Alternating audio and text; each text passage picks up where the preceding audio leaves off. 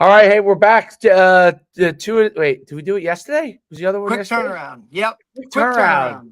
Quick turnaround. We have a great coach on, Gilman High School head coach Scott Van Zile. Really excited to talk to him. It's one of the premier programs in the DMV down in that area. Powerhouse every single year as a program, long history. Coach has been at and Derek, you correct me, Towson State as a assistant coach. He was at Monmouth too, correct? Yeah. Well, player Monmouth, played at Townsend, then was right? at Monmouth for a really long time. Yep. Made a move to Elon and then eventually back to Townsend. And now is at Gilman, down at the Gilman school down there. So kind of made the move back to high school.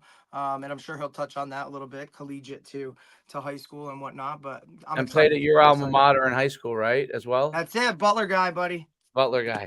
We can't be remiss without getting either a Butler or Montclair guy on. So Hey man, it is what it is. That's how it works. Like, it's all good. We got without things to further, say. that's right. Hey, listen, it's a pretty good network. Without further ado, Coach, welcome to the podcast. Hey guys, thanks so much for having me on. Definitely excited to have the opportunity to do this today. Coach, appreciate you, buddy. Coach, we touched a little bit on your background, but we probably didn't do it justice. If you want to really kind of dive into it, let our viewers know, your background as a player and as a coach.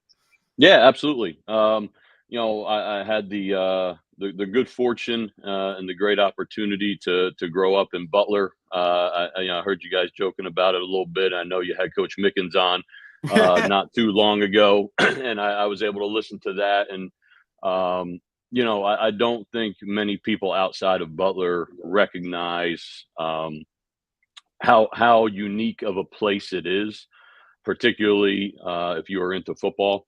And I've had the opportunity to visit literally thousands of schools from the Northeast, the Mid Atlantic to the Southeast.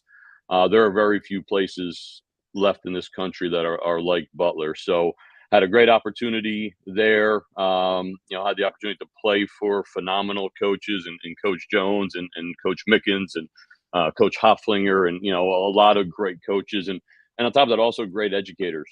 So that was pretty a pretty neat experience. And also it was circumstantial, but went through Butler at a time where we had some really good athletes for such a small Yes, place. sir.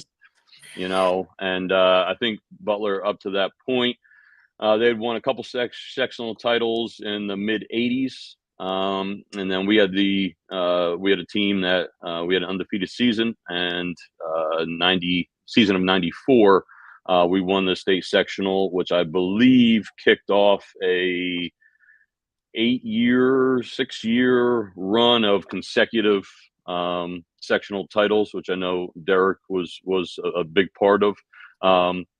So I definitely I don't take for granted where I came from and the opportunities that I had there. And it was also a little bit unique situation. My father was a long time head high school football coach and educator.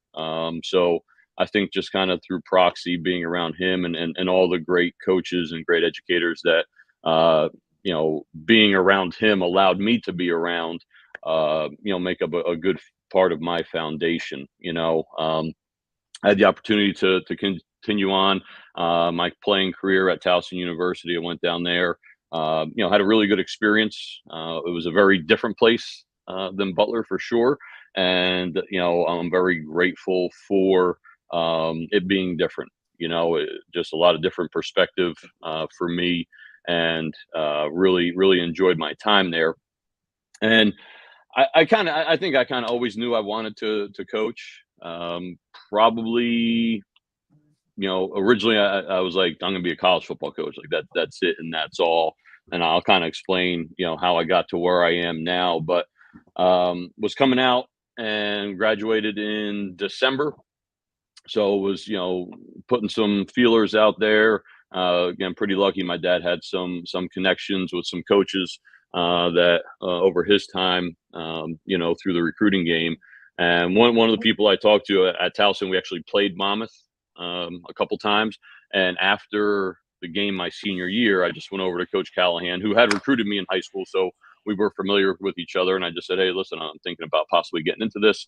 And we kind of connected a couple of times and followed up. And he had a restricted earnings position. I went down there, and that restricted earnings, if anyone is uncertain of the title, it is full-time work, probably less than part-time pay. A bunch of us, That's for you sure. know, lived in a house. Probably the best thing about it was we got a free ride at the dining hall, which I definitely took advantage of. But it was great. Probably couldn't have asked for a better, what I would consider my original coaching mentor as a Oh yeah, professional than Coach definitely. Callahan. As good as it gets, and the college game, a lot of moving to develop, and I was really, really lucky to be able to develop right there in West Long Branch. Started, like I said, as restricted earnings. I was coaching the running backs. Then I moved into a full-time position and recruiting coordinator, coaching the receivers. So I was there for 14 years. My last 6 years, I was coaching the quarterbacks, and I was the offensive coordinator. So I was really able to grow and develop, and didn't have to move. Which is rare in the profession, And then after my 14th season there, a gentleman named Rich Skrosky, he was the offense coordinator when I first got to Monmouth. He had then gone on to Columbia and a couple other stops. We'd always stayed in contact, and he had gotten the head job down at Elon, which is in Burlington, North Carolina. They were transitioning from the Southern Conference into the CAA. And it just kind of seemed like the right time for a move. One place for 14 years, and honestly, I could have stayed there my entire career at Monmouth, Oh yeah. no doubt about it. But I also felt that there was room for continued growth. That maybe I wouldn't be able to get that at a place I'd been for so long. And it was a great opportunity for me and my wife, and we had two young daughters at the time, to move down south and experience something different. And we had a great 3 years down there. Thought it was going to be a little bit longer, but college football, don't plan too far ahead.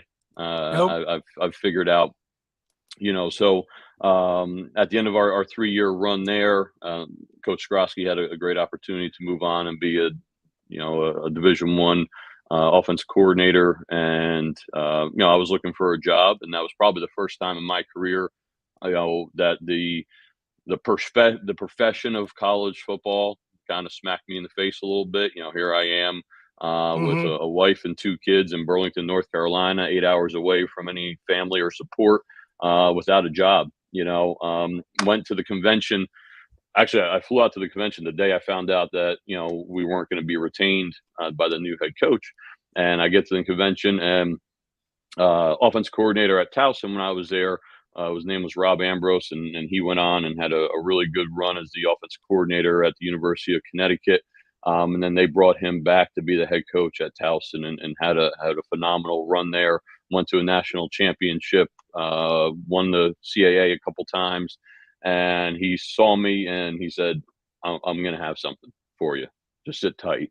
So that was pretty awesome. And that's why we do what we do, to you form these relationships, you meet these people, and when you have an opportunity to pay it forward, you do so. So he brought me on. I coached the running backs, and I coached the quarterbacks. It was really neat having the opportunity to coach at my alma mater, obviously. Really cool opportunity. But there came a point there, in my last year. I had two daughters. Like I said, two daughters. One was in middle school, one was headed into middle school.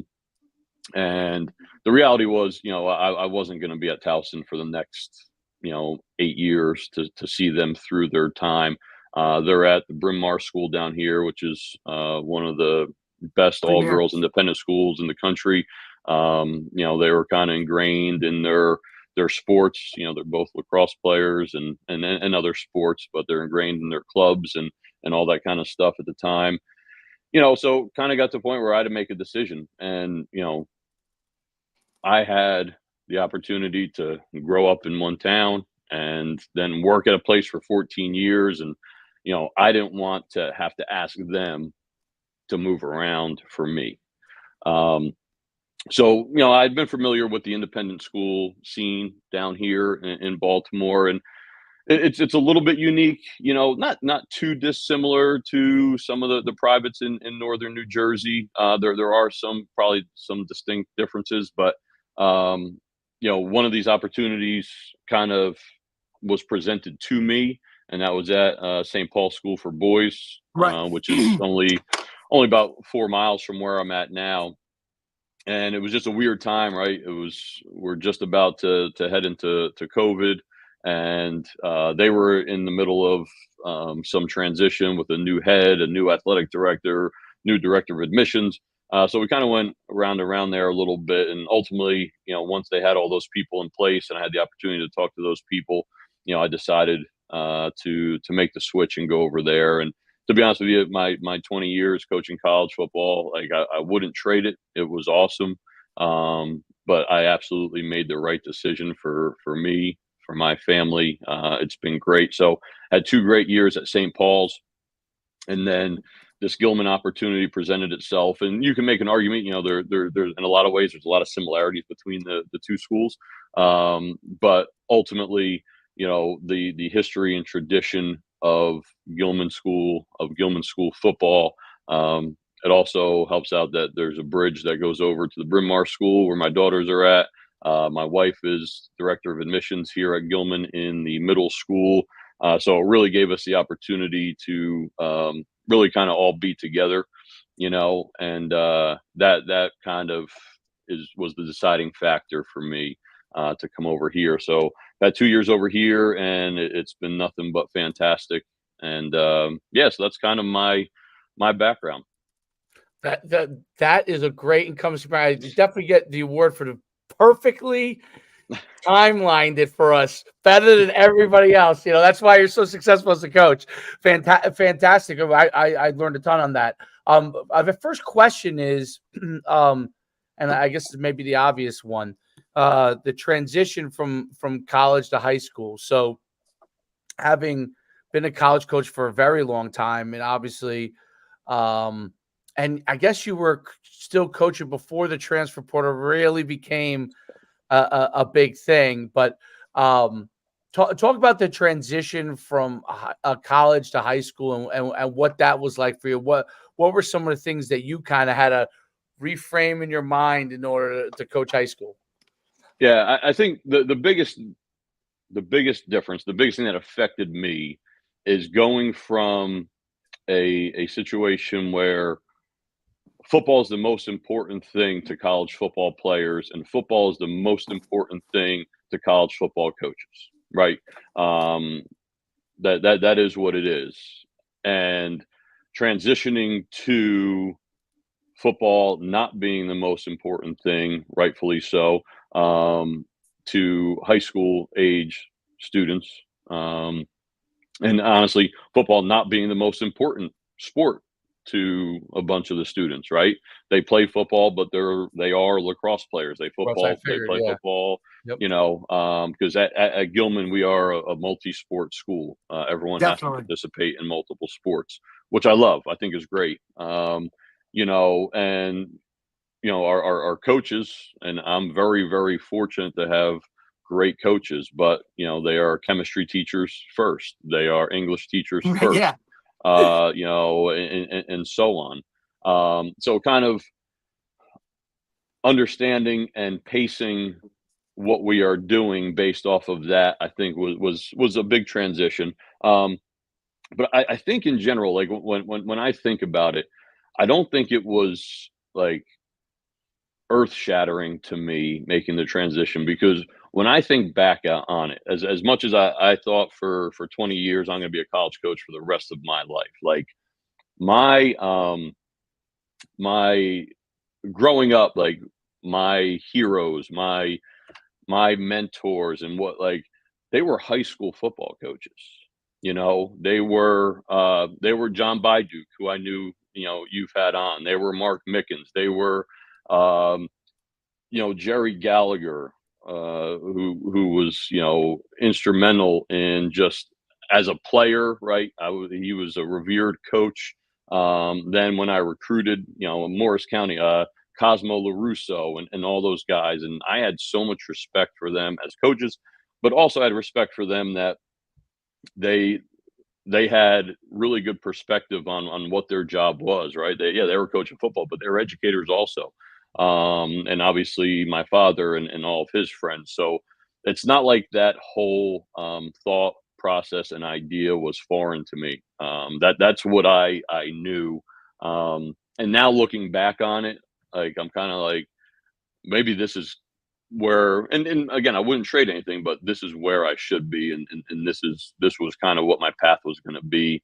Maybe I didn't necessarily know it at the time, but I feel pretty confident that um, because of the people who set examples for me at a young age, had were so impactful that getting into the high school game wasn't crazy. Yeah, there's no like Gilman School being a tremendous academic school, like obviously known well for athletics, but the academic side is top notch, and a lot of those schools in the those independent schools in DMV area, that in Baltimore area, that's really the big focus is the academic part. And I know how big lacrosse is in Maryland in general. I mean, Maryland and Long Island, like lacrosse is king. Talk about I really think the benefits of the multi-sport athlete. I mean, obviously lacrosse and football, there's almost like a natural fit there from an athletic skills standpoint. But talk about that, because me and Derek talk about this all the time. And if you look at the top tier athletes in the pros and stuff, I mean, even if you go to you took the most glaring examples, even in like basketball. LeBron James played football. Anthony Edwards played football, right? Anthony Edwards is the new star in basketball, right? Played football in high school, right? So talk about how the multi-sport athlete and how it all works together, and really the benefits of it. Yeah, I mean, I think the benefits are multifaceted. First and foremost, to me, um, you can, and a lot of guys, right? I'm not going to play basketball this winter. Okay, what are you going to do? I'm going to lift. I'm going to train. Okay, I'm not going to play lacrosse. I'm going to go lift. I'm going to train. And don't get me wrong. And Derek, I think can attest to this. Like there was a culture of strength, a culture of the weight room at Butler, and I think that attributed to a lot of our success, right? But we were still playing. We were still competing year round in other Always. sports. I mean, we And kind of had to too, right? Like it was absolutely, a small school. So, yeah, if other guys didn't play basketball or guys didn't run track, like there probably wouldn't have been a track team or a basketball team. Like it's just, we were ingrained in that, I think, from the jump. So to see, and that's why Dave and I talk about it all the time too, right? Like we always like, guys, go do other sports, right? yeah. And we had Mike Smith on too, right? And Mike was a big proponent of it too. Like his guys down at Heritage, like multi-sport guys, like this is what we're talking about. Yeah, absolutely. And I think, obviously just competing year round, competing with the same guys that you're going to compete with in the fall. Mm-hmm. And that's what, we kind of talked about, like some of our lacrosse guys, and lacrosse is a little bit of a different scene, because the club world is so big, Yep. and there's a lot of people pushing them. Like you have to play lacrosse all the time, all the time, all the time, and my pitch to the guys here are like, these are going to be your lacrosse teammates in the spring. Why not compete with them in the fall also? Right. And probably most importantly, and I encourage guys, like, go do something that maybe you're not the best at. Go do something that maybe doesn't come easily. Go figure out what it means to have to really grind to just be okay. Mm-hmm. Go be part of a team where you have to be a role player. I think as a competitor, as an athlete in your primary sport, you will benefit greatly from being in a situation where things don't just come easily to you. Because there's going to come a point where in your primary thing, like there's going to be some adversity. There's going to be a badder dude out there, Yep. right? And if you haven't faced that yet, I question how you're going to respond to it. So I think there's so many benefits to it. And obviously it's something that we really celebrate here, and at the same time respecting that, okay, yeah, maybe we have a guy coming back that he's a top 20 recruit in lacrosse in the country, but he loves playing football, and there's some things in the summers that, he can't be with us, and that's okay. I think my big thing is, when we hit August 5th and we start preseason camp through the end of the football season, football is your priority. And I think we have a great understanding, and it really helps to have coaches like we have here that we're all on the same page with that. We want to support the boys, and we understand how important it is from a numbers standpoint, like Derek was saying, to encourage all of our guys to play other sports. I think the point, and me and Derek were both pointing at the same exact time, because we just had this conversation about the great thing about playing multiple sports is you might be a star in your main sport, but when you go and play another sport, you might be a role player. You might be you might become the guy, but you may not initially be the guy. And learning part, like I think that might be the greatest thing. And obviously, there's all these other benefits, obviously, athletically and physically, and you're using different muscles. All those kind of things are great. But I think the ability that if you're the star in one sport and now you go to another sport and you're a teammate in that sport, even if you're one of the better guys, but you're not the best guy, you learn to be a better teammate in there, and you learn to have to work hard because other people might be better than you at that sport. And that adversity, I think that's a huge thing. And one of the things I kind of noticed too is there was a huge trend to one sport. And there's still a lot of people that want to do one sport and all that kind of stuff. Um, but I think we're starting to see little by little a movement back towards multiple sports, because there's so much stuff coming out about overuse injuries playing just one sport, more information coming out about the benefits of doing multiple sports, which goes beyond and you were a track guy like I was.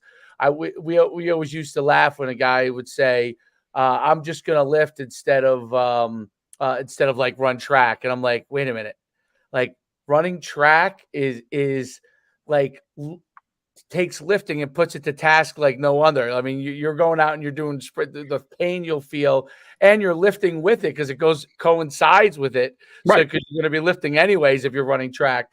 So, and that's just one other sport, but it's the same thing across many different sports, that like going out and competing, I think you develop different types of strengths that you would not develop if you just only did one sport.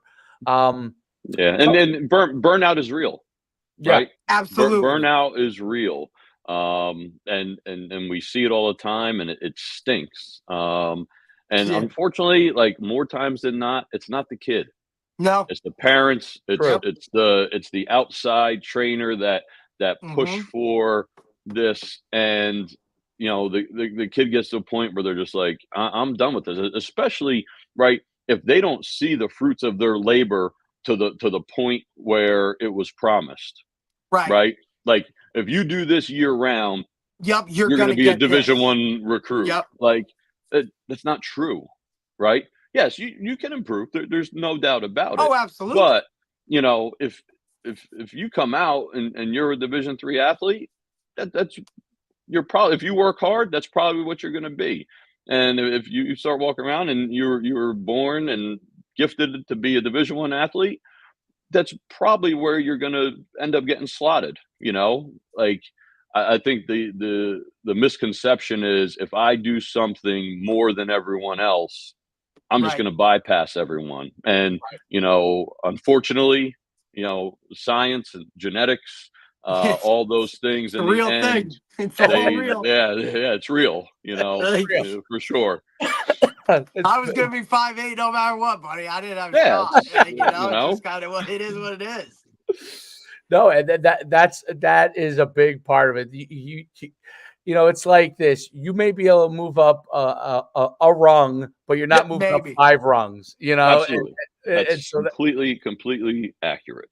right, and that's one of the things that I think people, I have an 8-year-old, so who's going to be 9, and I see it already how like guys are so like I think my kid's sport is X. I'm like, how do you know what your kid's Like, how sport do you is? have a clue? I mean, I don't know what my kid's sport is yet. Like, even though like I've seen him play all these different sports, but every time I see him play a new sport, I'm like, oh wow, he does pretty good there.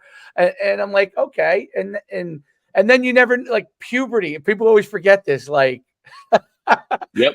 puberty changes the whole world in a way that none of us know exactly what's going to happen there, because I would say there's so many times that I remember from coaching high school, like this kid was the greatest sixth grade football player of all time.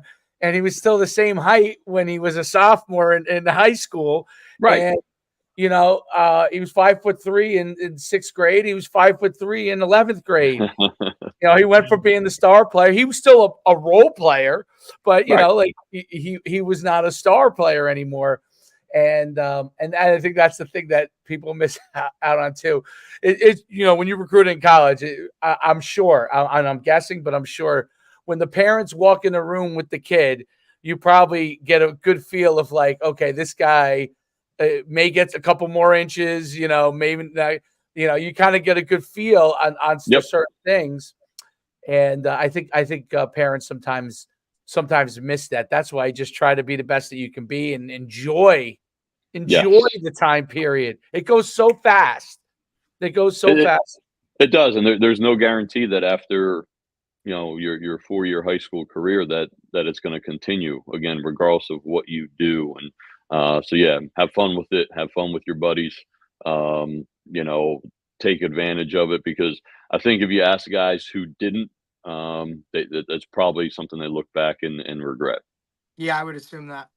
Yeah. Oh yeah. Absolutely. And I think there's a lot of guys that are adults that did not.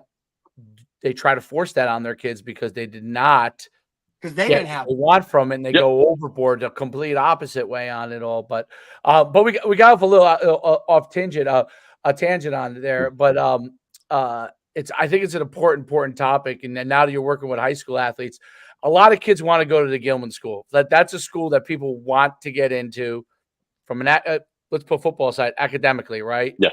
Um, Absolutely. People want to get in there. What are some of the things that you're looking for as a student and athlete when you're meeting with parents, and they're thinking about bringing their kid to your school? Yeah, I think one of the things that come in the very beginning, is I have to figure out if a young man and his support system, whoever that may be, if they are academically motivated. It's And I huge. say academically motivated because we're not just out there looking for the smartest kids, right? That's kind of like a little bit of a misnomer, that all the kids that walk these halls are the smartest kids. Not necessarily, right?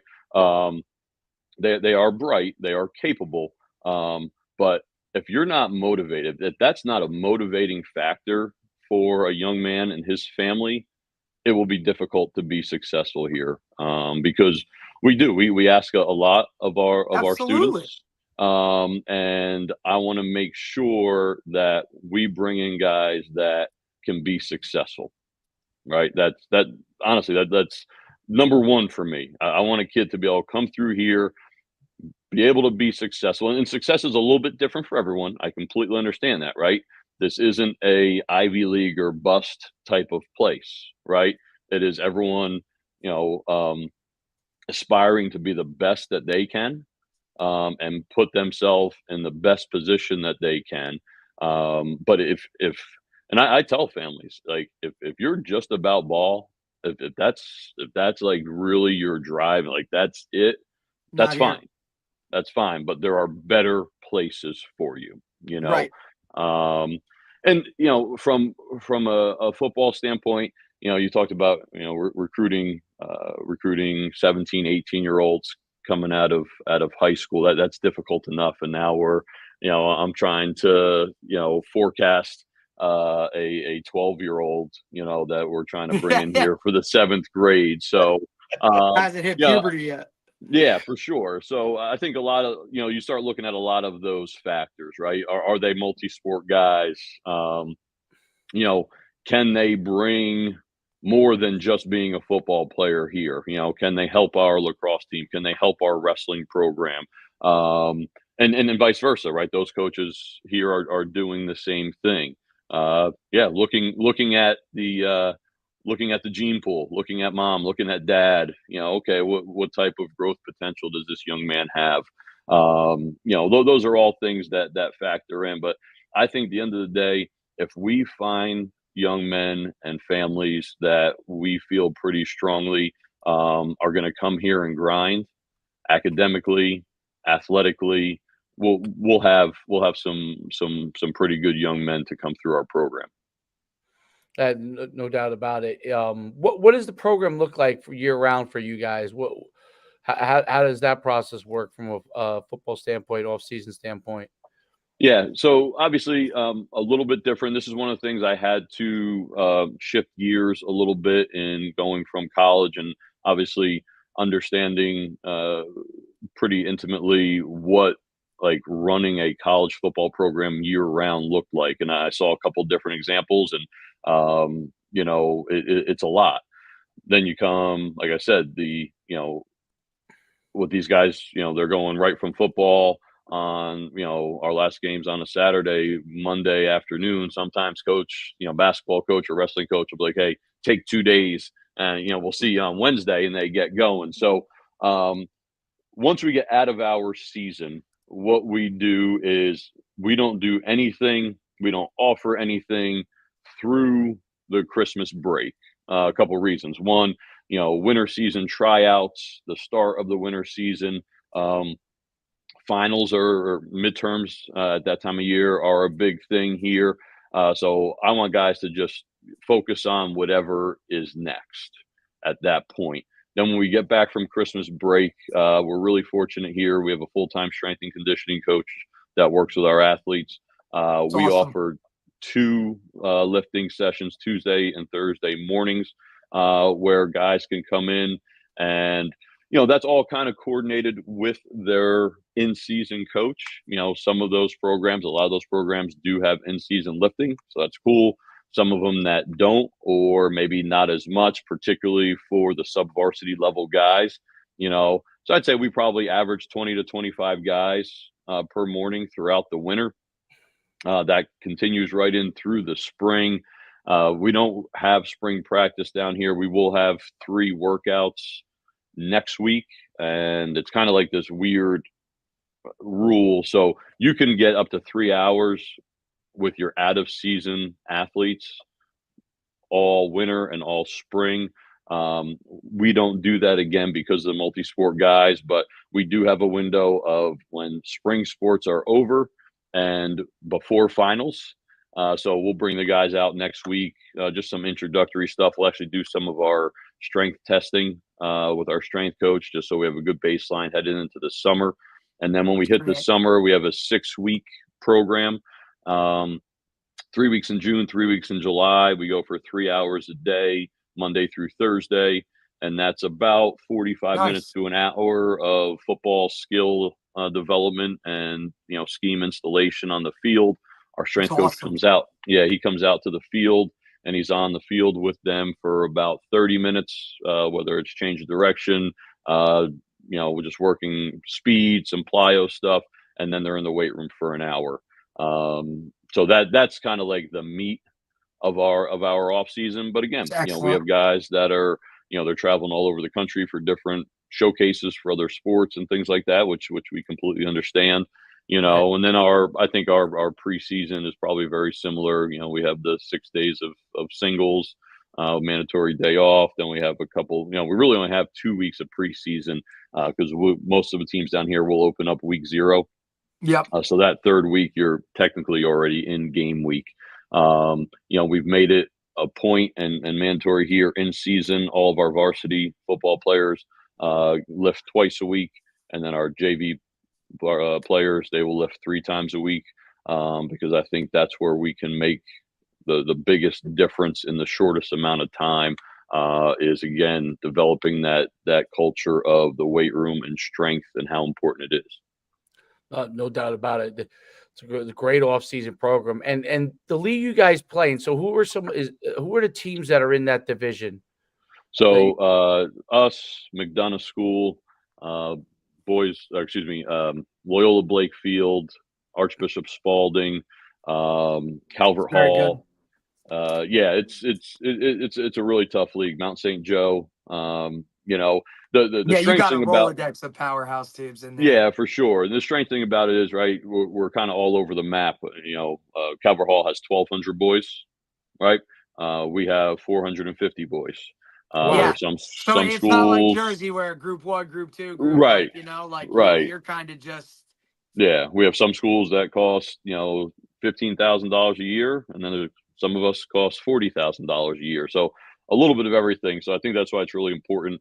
I don't necessarily get caught up or worry about what other people do. I'm trying to Right. find right. That's the a great best outlook. recipe for us and how we can be the most successful, which I think is really important. But it's a neat place. This year is 124 years of football here at Gilman. Started Wow. playing in 1901. Wow. Um, That's yeah, amazing. so yeah, Yeah, I we've got been Coach playing. Eastman's book. Yeah, it's a great book. Yeah, yeah, for sure. We've been playing a long time, and it's really neat. You know, McDonough School, which I referenced, this year we will play them for the 108th time. Wow. So one of Yeah, the there's one of a the ton of great tradition. It's rivalries yeah, there's a lot. in the country. So some really neat stuff. Yeah, it's really cool. It's a unique Gilman School is always a place. I think. Do you guys play out of state games too, or is that So we have, there was a okay? time here at Oh, There 100. Gilman was a time, yeah, where, yeah. they were playing a national schedule for Oh, the most right, part, still playing the league games. The league was a little bit smaller at that time. So I mean, they were on ESPN, Yep. multiple times a year. It was my first We game when I was at Bosco. It was the first team we played was Yeah, Gilman. yeah, they had consecutive years of Gatorade Player of the Year.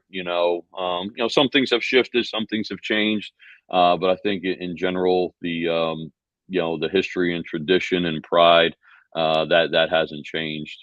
This year we're going up to Haverford up in okay, yeah, PA to play them. We went up 2 years ago to Lawrenceville, played Yeah. them.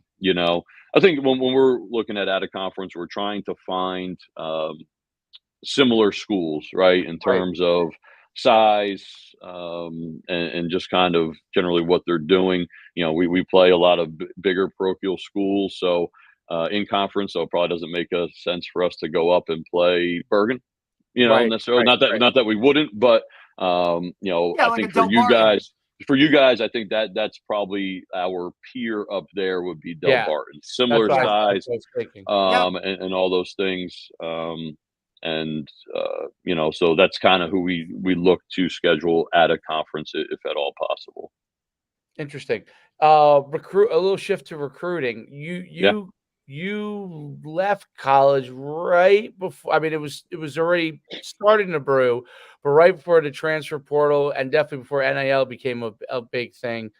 Um, I'm curious your thoughts on it, both as a ex-college coach, and then also the effects maybe it has or hasn't had on your high school program. Curious about that. Yeah, I think from a college coach's standpoint, I don't envy them at all. I can't tell you how many guys, if not all of them, that especially the ones that I know have come through. They're like, man, you got out at the right time. But at the end of the day, I think it's adapt or die. Though that the rules have changed, the game has changed. Those are the rules, and I think the guys that adapt and the guys that find a way to to make it work for them in the current state are the guys that are going to be successful and the guys that are going to survive. Um, and I find myself sometimes, just being like, this is so stupid, this is ridiculous, like, Yeah. Right, and that's a crappy attitude to have. right. Not saying never you have to agree with it, but it is what it Right. is. Figure out a way that you can be successful, that your program can be successful within the new rules and new guidelines.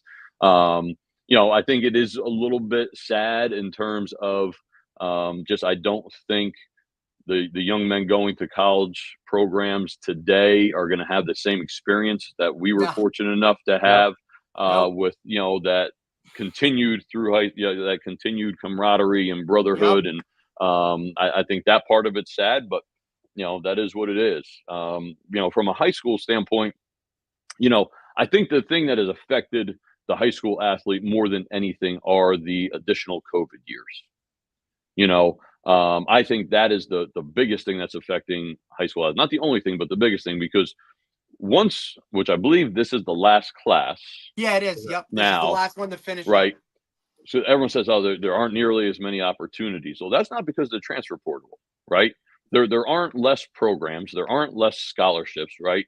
It's just there were guys that had Holdovers. additional year, Years. right? Guys that Yeah. were 6 and 7 years in a program. Yeah. Yep. You Um, got some guys that have been on rosters since, there's guys already in the NFL for 2-3 seasons, and then these guys are still playing, right.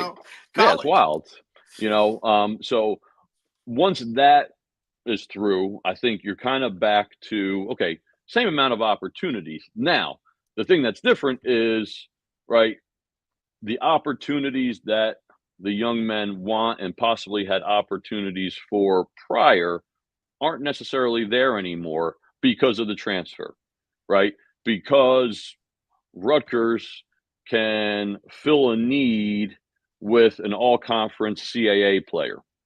Right. Which you Okay. really do. You see a lot of CAA Absolutely. guys specifically, right? Like Right. not, and not here nor there, but you Right. do see that So, conference a little bit more than others. and then the CAA, school, I don't know, let's say Villanova, whoever, right? They have an immediate need now. So they're going to look to the Patriot League, or they're going to look to the PSAC, or wherever it might be. So from that standpoint, it's not less opportunities, it's just some different opportunities. So again, adapt or die, right? I try to tell our guys, yes, this may be where you want to be, right? If that opportunity doesn't present itself right now, there are other ways to get there, right? Don't sit there and hang on and try to figure out, like, how can I get a Division 1 scholarship because that's where I think I can play, right? If that's not going to be your route, go to a lower level, right? And I try to always tell them this, and don't go saying I'm going to transfer, right? Go be excited about it and do your best. And if you go and you do what you're supposed to do, those opportunities are going to find you, And it's crazy because as a college coach, like, if I ever heard in my time, if I ever heard a high school coach say, "Well, you can go there and then you Right. can transfer," like, I'd be like, "Screw you, dude. Like, why are you putting that in that kid's head?" But Right. again, times have changed, right? And I think, I had a young man at St. Paul's who he probably was a Division 1 prospect prior to the transfer portal, right? But that just it didn't play out for him, and he was kind of really holding out, and he had some FCS opportunities, and I was like, "Listen, dude, like, do not pass up on this. This is a You better great pull the trigger. opportunity. Like, Yeah. whether you're there for 4 years, it's a great opportunity, or you're there for 2 years and someone comes calling, again, an opportunity." So, I think, again, the game has changed, and I think, putting my job, right, is to put our young men in the best position possible, again, for them to be successful moving forward. And that isn't me overselling them and putting them in a position where they're going to get to and not be successful. And unfortunately, I think there are some places that do that. They do. And it stinks because there's Yes. some Right. really good players out there that could have great college careers that kind of, whether they get oversold or whatever it is, and then, like, you never hear about them again, Right. There's no doubt about it. It's funny because when I was in high school, I graduated in 92. That was the year that they went from 95 to 83 or Yep. 85. So that was the year. So I was affected tremendously. So I went to UConn scholarship, but it went from, once that really started to kick in recruiting, it went from talking to all these schools in the spring to now I had two now you call it FBS offers, and then all CAA and Ivy League offers, and you really had to shift your mindset, but the opportunities were still great. I mean, I went to UConn, nice career, enjoyed it. Towson beat us in '93, I think it was. They had a great running back, Troy Vincent. No, what was yes. it? Yeah, Troy Vincent. Troy yes, Vincent. he was outstanding. Yep. He was a great running back. So we had a great game against them. But yeah, it's that mind shift is important, and I think it's important for parents to understand that kids are gonna have to adapt. So and you know what, if you can adapt now and make the most of your opportunities, then you're gonna be fine. But I think you're 100% right on the obviously the scholarship numbers haven't changed. The COVID thing, which I thought was basically done a couple of years ago, the extra numbers, but it seems to have lingered for a very long time, the extra numbers. And I think part of it too is the NCAA is a lot more lenient with sixth-year guys. So the old days, like everybody gets medicals now too, right? Right. Like, too, you know what I mean? You could sign. Well, the NCAA they don't want to end up in litigation. Correct. Right? They don't want to end up in litigation at the end of the day, and that's right. Kids and families and schools got smart at some point, and they said they don't want to give you a chance. Sue them. Right. Sue them. I'm not saying that's right or wrong. That's but, exactly right. The NCAA got the point to we can't have all these cases going on and 600 lawsuits because correct. We didn't let Johnny play because he tore his ACL, game 4 when it's supposed to only be game 3 or whatever. Right. So the leniency has definitely changed some things too. Yeah. And another thing that, you talked about parents and the kids and kind of the mindset shift and everything. Obviously, social media has made things very, very difficult on young people. And I mean that. And, I know a lot of good things come out of it, but, the pressure and everything of seeing all these, blessed to get my 10th offer and all that stuff. And every day, not understanding that, the kids that the 1% of kids that post all those things, no one wakes up in the morning and we're like blessed to not get offered by anyone today. But that's 90% of them, right? That is what it is. You're looking at the smallest percentage, but the biggest, you know what I'm saying? Like that's what we see. And Dave and I talk. Plus, it's over and over again. You're right when they say I'm blessed to get my 10th offer. You're seeing the same kid. Yep. There's those 200 to 300 kids in the whole country that are getting those 15, 20 offers, and they're posting over and over again, which ends up being thousands and thousands of posts, which trick these kids.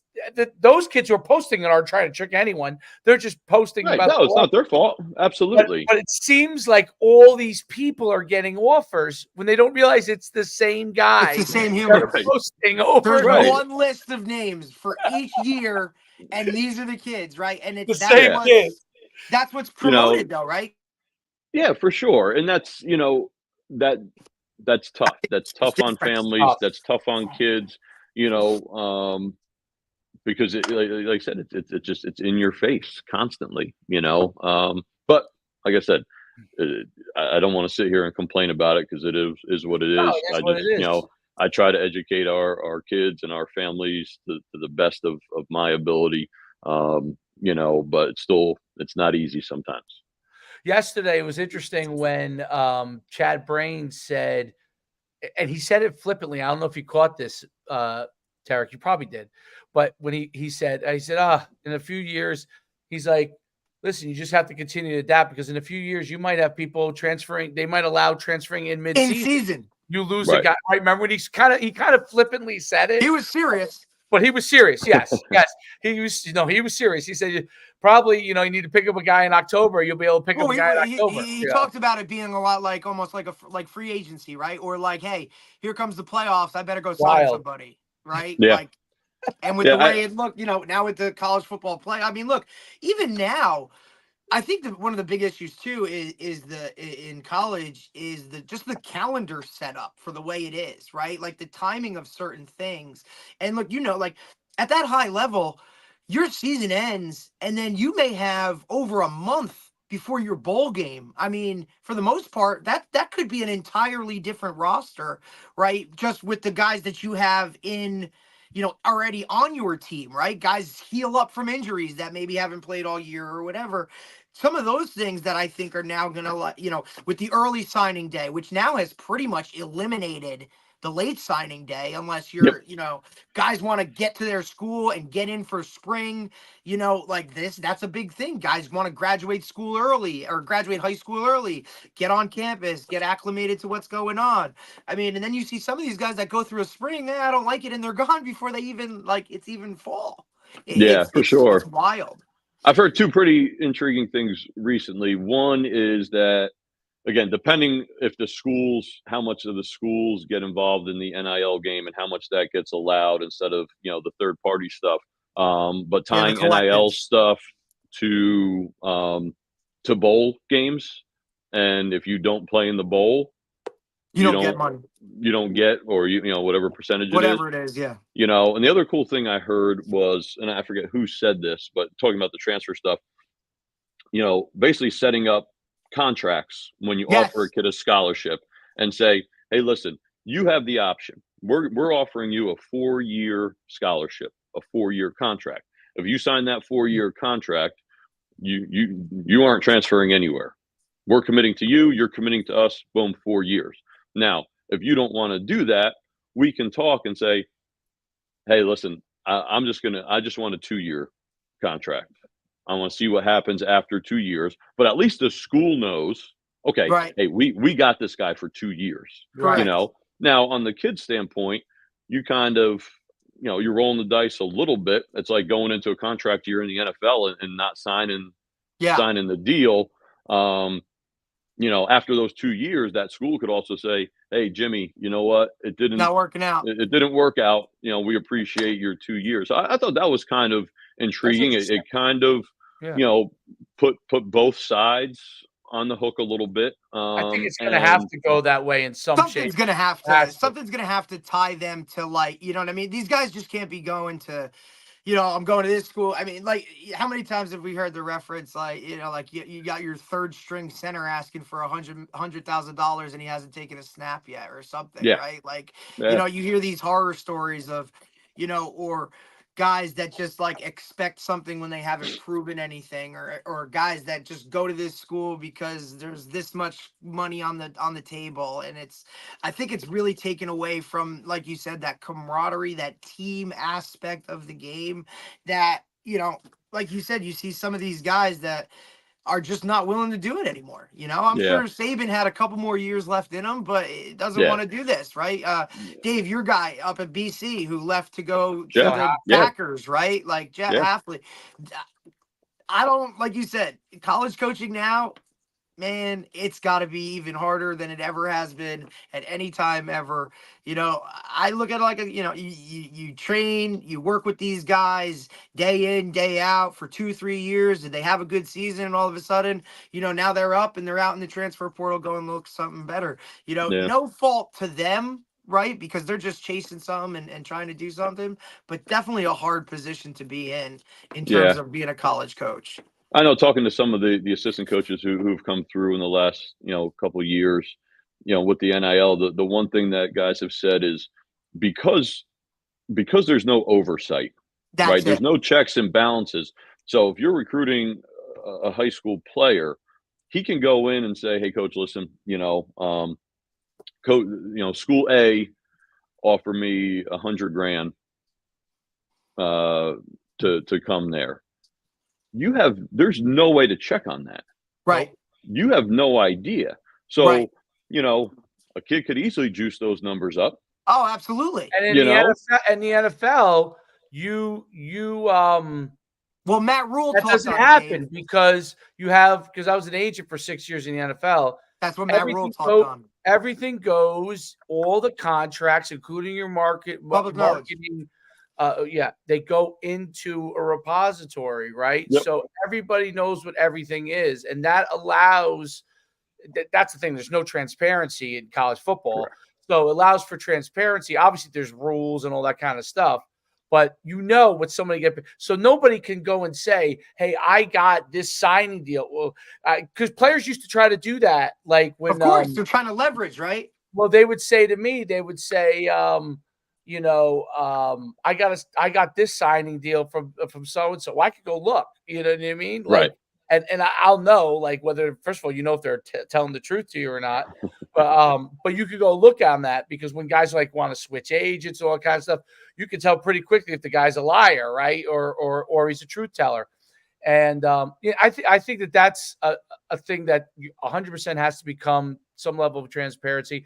I also think there's really an interesting experiment, and I don't think it's on purpose, but there's an interesting experiment going on. You got Dabo Sweeney, who will not take a transfer. He will not take a transfer. And then obviously you have Dion, who has kind of gone this complete transfer route. It looks like it's going to implode, but like it's gone. But we don't know yet if Dabo Sweeney's way of doing it will, because it's going to take a few years. Yep. It is going to work out. So you got two polar opposite extremes in the same class, and you don't really know which group will win out. Culturally, that obviously Clemson, for sure, win out, absolutely. But as far as like in the idea of wins and losses and what is deemed successful in college football, I think it's so interesting that Dabo has just said he's put his whole, basically his career, as far as at least with Clemson, on the line, and saying, you know what, I'm not doing it. I'm just not. Yeah, I'm not playing that game. I'm not doing it that way. Kids can leave. He doesn't stop kids from leaving. Kids one of the best quarterbacks. So he'll go get another high school player, or or junior college guy. One of those two areas, but he's not going to go into the transfer portal. I think that's so. I think it's so interesting to see that going on at the same time. Because everybody else, like I said, a social experiment, Yeah, for sure. By the way, Coach, I gotta say this to you: if you ever put coaching aside, you have a voice for broadcasting. I don't know if anyone's ever said that to you. No, but they say voice that for radio. A great deep voice, like I could hear you calling the play-by-play on the CBS game over there. You know what I mean? So for sure. But no, it's really, really, really great having you on and talking football. I'm really excited to see Gilman School is such a like you talked about. The history of the school is so tremendous. And it's funny. There's a couple other guys that have. I guess you're an innovator. Have followed that lead over. At Petty School, you got Mark Favish is now over there, right? One of my best friends. Real excited. Oh, okay. Yep.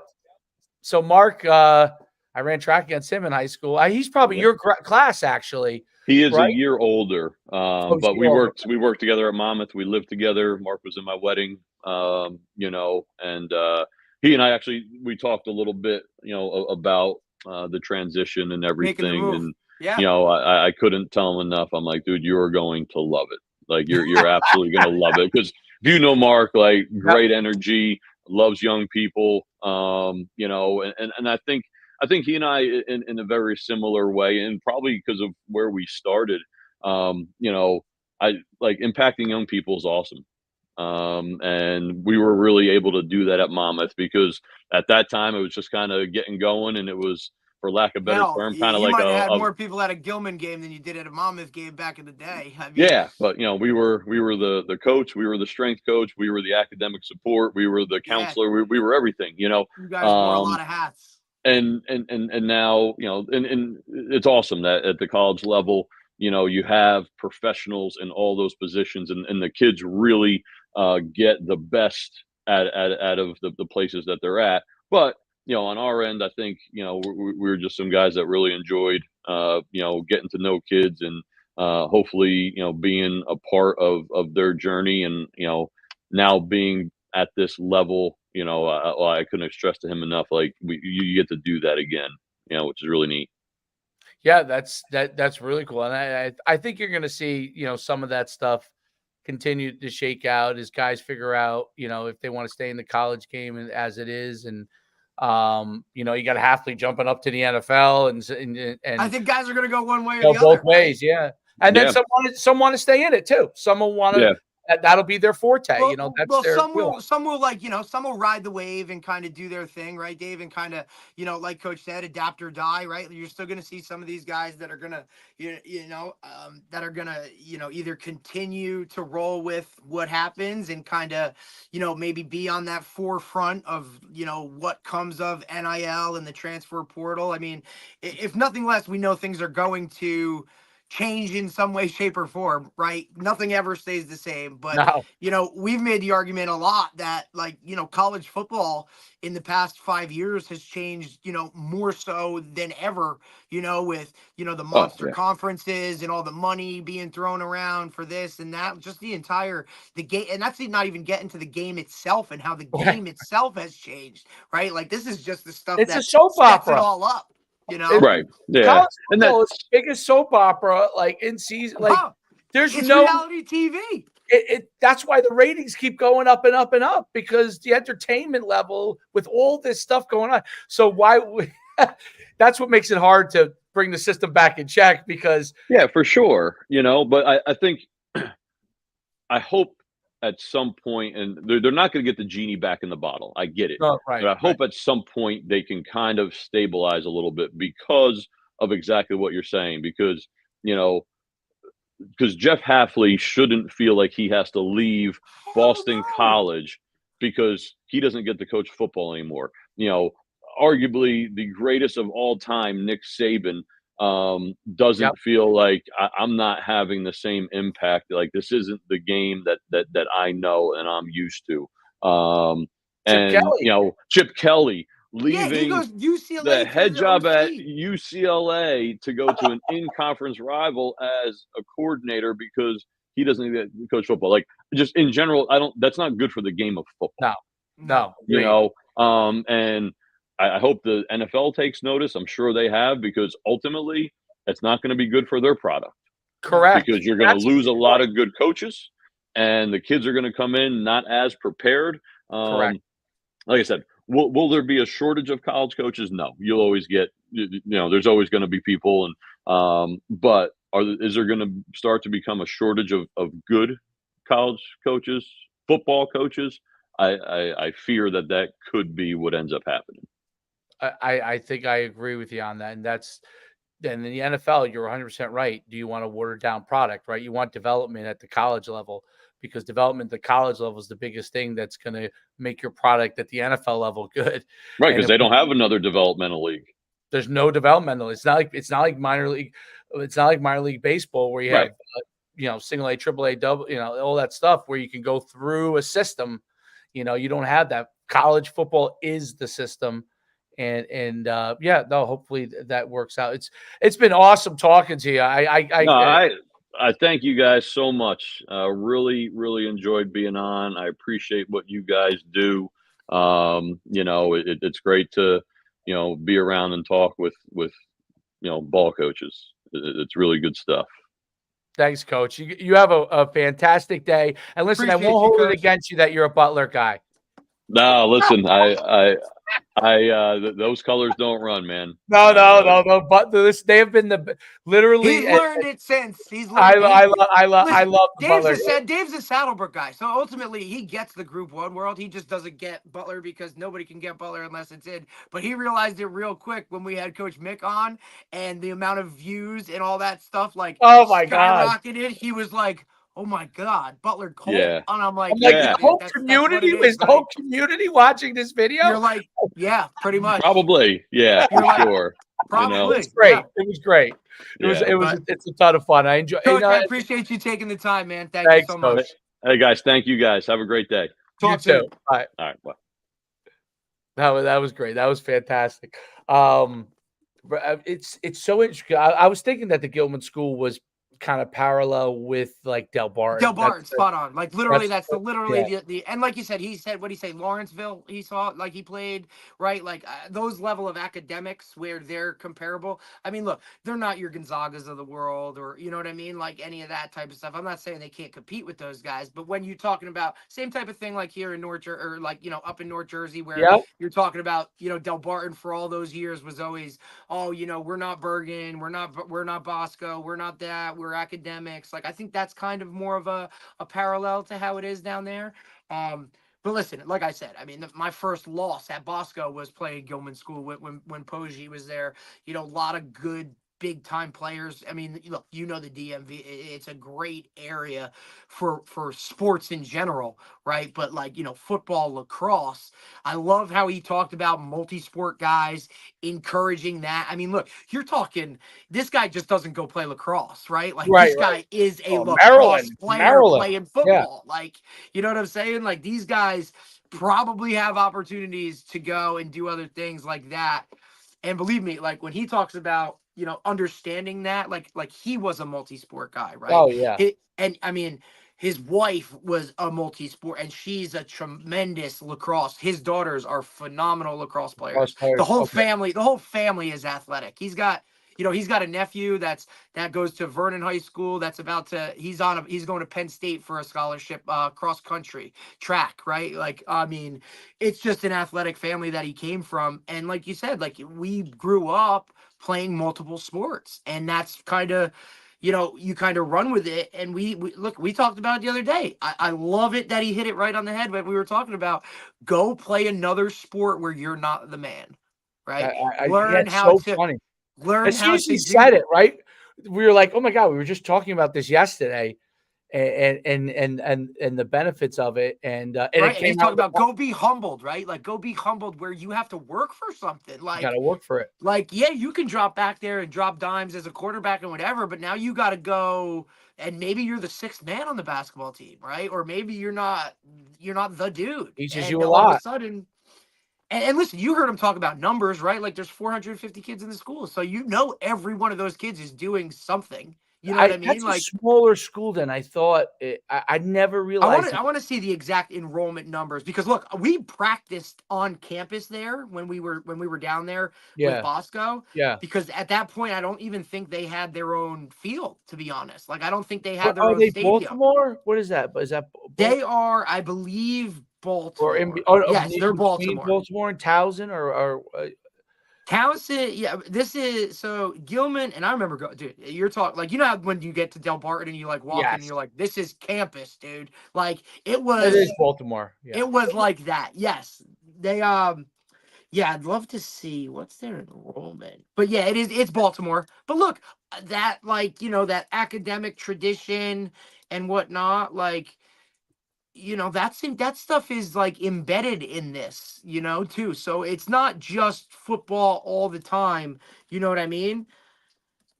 Yeah, and I'm just looking up the Bryn Mawr. That's like so Bryn Mawr. Oh, so they're both. They must be like sister, brother, sister schools. Bryn Mawr and Right. Gil. So they're and also look, I mean, look, they're you know 9 through 12 tuition is 37. It's like Del Barton. Yeah, it's exactly the same kind of. I think Del Barton might be like 40 or something, but it's more expensive, a little bit more expensive in New Jersey. Very, very interesting. Talking. I think the years as a college coach, it's interesting. I'm really curious to see over time if you do see more of it. We probably should get Mark Fabish on at some point. I'll reach out to him. He just Yeah, followed I me. think He he just would come followed me on. last week. Gilman School has enrollment. It's 1,000 Uh, uh, 1,000 kids. but they have a younger school, or that's They all. do have middle school and stuff Yeah, like yeah, this. yeah. This is just 9 through, Oh, no, okay, I believe. interesting.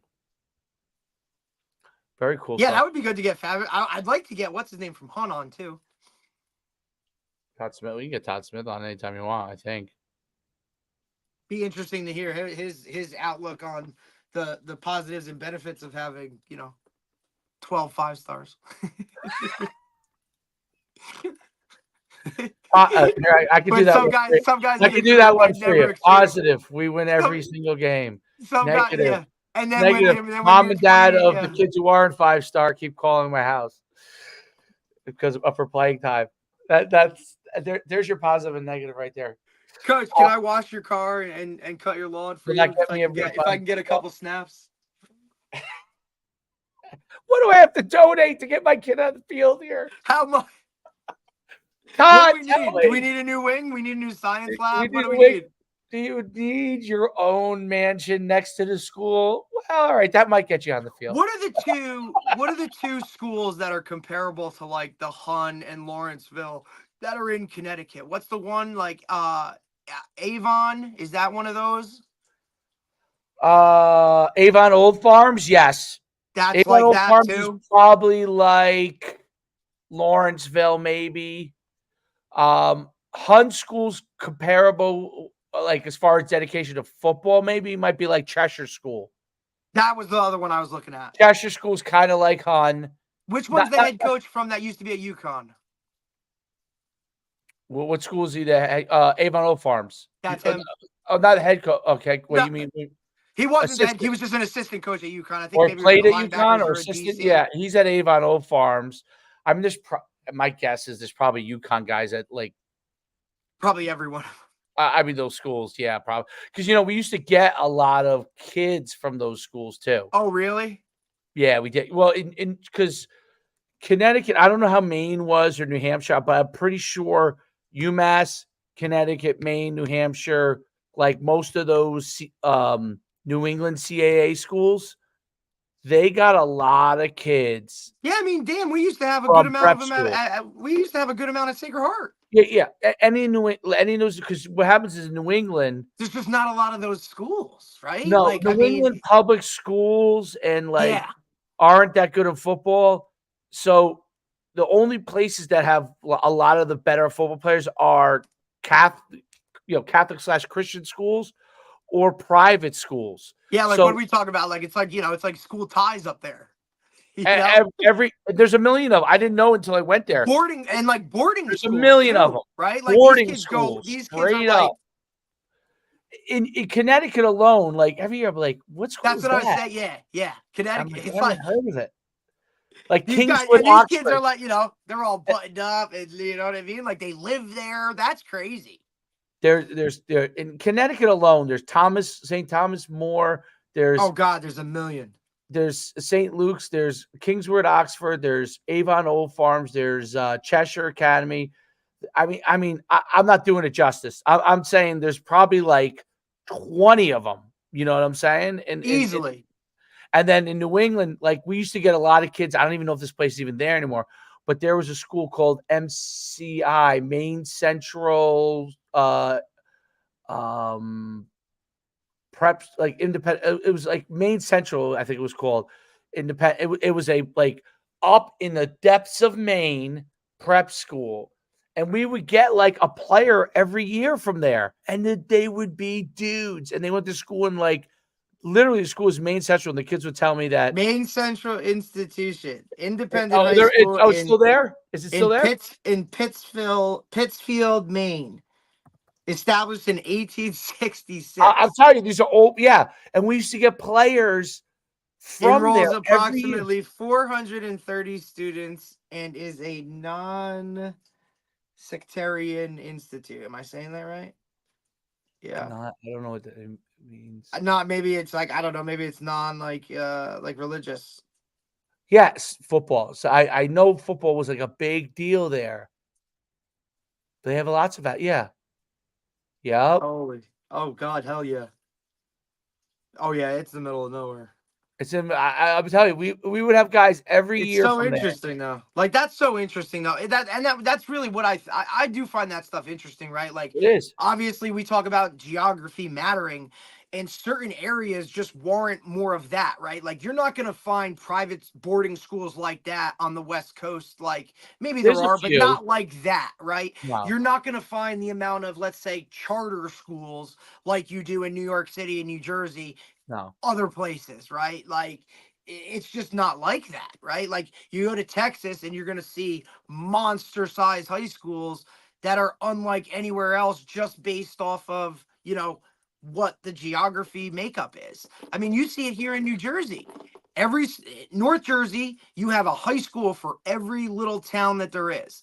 You move south of where we are, and even now it's regional schools, and you have 3 or 4 towns. And I was talking about this with Hammond this weekend, Mark Salmon, about just how much bigger high schools are down South Jersey, kind of Yeah, Philly-ish, right? much bigger. Because they pull from so many of these monster towns. Whereas up north, like, all right, this town has, this many people and they all go to one high school. And that's the difference. Like, so now you're seeing a different, just that stuff I think is something that's very interesting when you're talking about just the whole makeup of a lot of things. You know what I mean? That's why guys always talk about when they're on the recruiting trail, right? Like, oh, I hit 10 schools today. It's like, yeah, but you're in Bergen County. So like there's 10 schools you could throw a rock to, like you go to these other states to recruit, man. And like you said, like, Chad Brain talked about it yesterday. Like, look, I had to hit 4 schools. Each one of them was an hour and a half apart.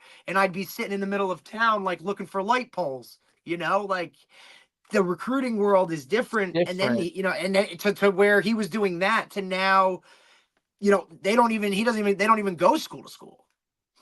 No, I think and I think that uh it that probably hurts a little bit, like towns like Saddlebrook and Butler, because Of course. you Like, know why am I going to go there? but they used to go there, and No that's matter when what. you would meet a Scott Van Zyl, you would meet, a Steve Maneri who was 6'6", and you were like, oh yeah, Right. You'd hit it like, where the hell have you been? Like, I never yeah, heard about you. Right. yeah, Like the exactly. harness, right? Like, The harness. You're like, what? So right. um and I think that could affect those schools. See, the private schools like a Gilman school, or if you go even New England, like Maine Central You're Institute, always going to hit them. they don't even have to hit them, because they specifically will get kids that are. So Maine Central Institute, most of the team, just like Lawrenceville Prep, most of the team is kids paying, $40,000 a year to go. But like School Ties, okay, they brought that kid in, right? It's a great example. Jewish kid. But he was the star. He was from Union City in the movie. Remember?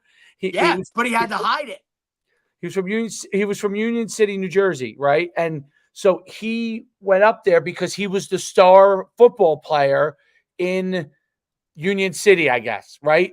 And he went up there. So he was one of the handful of kids that were there because they were good at football. And obviously they're good students too, but they were good at Of football. course. Of course. Of Right. course. So Maine Central Institute is like, because I don't want them to get mad, but it has that a lot of the New England schools are. That's right. They made the movie School Ties, right? They have that thing where the kids are regular kids paying a lot of money to go there, and they're bringing in some superstars, right? Like we would get them. UConn, we had them. Like There's also a he would lot come of, in a receiver. We'd be like, "Holy cow, where'd you play?" And he'd be like, "Maine Central Institute." I'm like, "Where the heck is that?" Like we were like, Maine Central Institute. They play football. Where is it? He's like, what is that? Pittsburgh, whatever. I'm like, how many people in the town? There is no town. What do you mean there's no town? There's like 2 restaurants. Like there's like you're like, 2. there isn't, dude. This is what it is. Like we went to we had like 1 store. I'm like, what? He's like, I was there because I needed to get my grades up, so I could, because it was a great academic institution, which it is, and a lot of them are. Get your grades up, play football, or maybe they needed another year, like prep school wise, they needed another year. But it's very interesting. Like if you went through if you looked up and down you just started doing a whole deep dive into the prep schools from basically New Jersey north, you would be like, holy cow. Oh, the There's Northeast. Liam used to talk about it at Holy Cross all the time too. Not just so much, you know what I mean, guys that went to Holy Cross, but just like when he would go outside and look at like some of the other high schools, or how the high school football world of Massachusetts is, or like, right. Maine, Rhode Island, those types of schools. I mean, look, we have our, the kid that played for me at Bosco, Stefanik, who's up in that world, right, in the Massachusetts private school world. Like he Oh talks yeah, about he's it at, too. what It's was he like, at again? yeah, what the, I forget the name of his job where he was, but he's But you know that's he's more been Powerhouse, traditional place. correct, right, and he's and and he talks about it though. He's like, look, even though we're a powerhouse up here in comparison to if we were going to go national, like it's you got to pump the brakes a little bit. Even like think about like even like Because they don't have talking enough of them. So, correct. I just looked at. I just did a quick. I mean, it's a quick one, but prep schools that play football in New England, Avon Old Farms, Brunswick School's a great one. Isn't there one like by the sea or something? Yeah, that's Tabor Academy, gorgeous. Philip Exeter, I think that might be New Hampshire. Choate Rosemary, I remember that one. That's a good one. I've heard that. Choate. Yep. Obviously, List Blair. Oh, here we go. New England Preparatory Athletic Council. I knew they had to have something. Like there had to be like 55. That was our 55th podcast. Divisional breakdown. Here we go. Oh wow. Yeah, look at this. So so this is the NEP. They call it the NEPSAC. I guess it's kind of a play on yeah. What is it? NESCAC, right? It's like play on right. that. Yeah. But so they have 54 teams playing football in New England in this league. 54. So they have 8-man teams. They have 24. See, that's interesting too, right? Like you look at some of these schools that do 8-man, right? And I believe it's probably a bigger thing out in the Midwest, correct? Like that's where you Texas see... too. It's big. It's big in Oklahoma. Iowa, it's big 8-man. Right, because I wrote up that one kid that was an 8-man stud. Right. So here's the Founders League, and then there's the Northeast Prep Conference. So these are all the must be the powerhouses: Avon Old Farms, Choate Rosemary, Hotchkiss, Kent, Loomis Chaffee. That's a big one. Taft, Trinity Pauling, which is New York, and then the Northeast Prep Conference is Brunswick, Cheshire Academy, Deerfield Academy, Phillips Andover, Phillips Exeter, Salisbury, Suffield, Williston, Northampton. I mean, these are like academically like tops. Like Ivy League. This is where they live. Me and you coming from a small town school, public school, could not probably understand what that world is like until you go, if you went there, because they are like, so the girls and the girls that are going there are, unless they were also recruited as an athlete, for example, maybe basketball or something, the wealth they come from, they're paying like $60,000 a year. So these are the ones that when you go to dinner at their house and it's like, well, which house are we going to?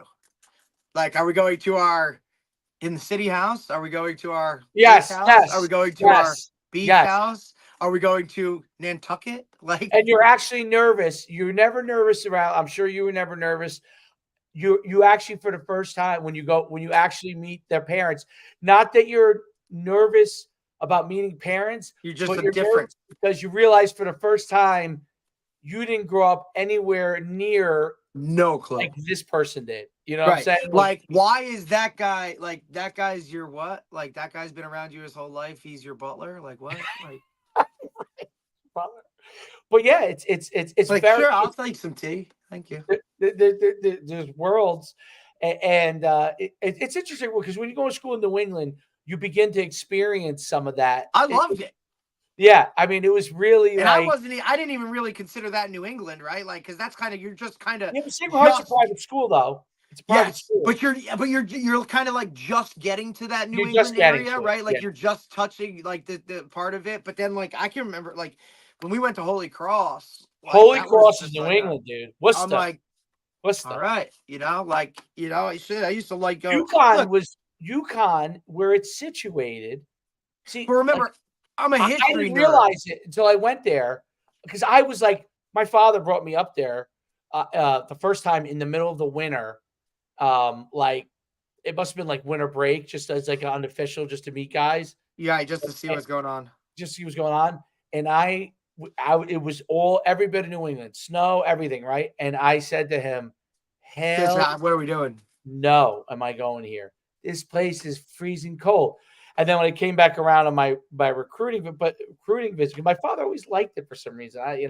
But maybe because he's a bad. Listen, my parents had no clue. Like I literally, I'm telling you, it was the last visit I took. It was a random, like, not an official. It was just like, I'm just gonna go check it out, right? And I didn't even meet the coaches. Like, I met my one coach, and that was it. He was the DC, also my DB coach. That was the only guy I really met. And I'm telling, like, I sat down with the head coach for like, what? But I made that decision. I was like, before I even left campus, I'm like, I know where I'm going. And they were like, really? And I was like, oh no, something was just, I liked it. It clicked. New England to go to college is I'm not saying walking across campus in the spring had something to do with it, but that definitely was a slight factor. Right. It's a totally different vibe. And but I also think because I got a lot of the, like, it wasn't only New England, right? Like, it pulled a lot of Long Island, Staten Island, New York, right? Some of that. So definitely. Like, so Sacred Heart was like, it was a mix of a lot, and it was a small school, but because of where it was with all the like, you had so much, but there were so many other schools around it too that it didn't feel like a small little school. You had Fairfield, you had Bridgeport, New Haven, Yale, Quinnipiac. Like, all of those schools were literally half hour away. But that's what's cool about New England. See, New Jersey doesn't have that. New England, that was what was cool about. Like, when you went to school in New England, there were so many of these colleges in your area. Like, it made it bigger. UConn was near the border of Rhode Island, where it's situated. And so, like, you were like an hour from here, 30 minutes from here, like UMass was an hour. Like none of these were really far trips. No, everything was kind of like all within distance, and it was like, my friend goes to, my friend goes to Yale, or my friend goes to Hartford. Like, we're gonna take a trip up there for the night. All right, cool, let's go. Right? It wasn't beyond that type of stuff, too.